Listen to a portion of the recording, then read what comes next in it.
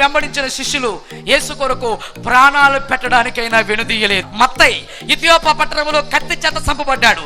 ఆంద్రై into ఆకారంలో సిలువేశారు. బర్తులమై బ్రతుకుండగా చెట్టు కట్టి పదును గల కత్తులతో తోలుడు తీశారు. తద్దై వాడి అయిన బాణాలేసి చంపేశారు. చిన్న యాకోబు ఎత్తైన ఆలయ పంచు నుండి కిందకు తోసి కమ్మరివాని కర్రతో మరణమయ్యేంత వరకు కొట్టారు. పేతురు గారిని తలకిందులుగా సిలువేశారు.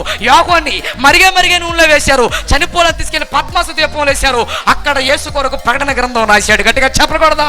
మరిగే నూనెలో వేసిన, యక్షాకారంలో ఇంటూ ఆకారంలో సిలువేసిన, తలకిందులుగా సిలువేసిన యేసు యేసు యేసు యేసు నామస్మరణ చేస్తూ దేవుని రాజ్యములోనికి వెళ్ళిపోయారు. గట్టిగా చెప్పకూడదా?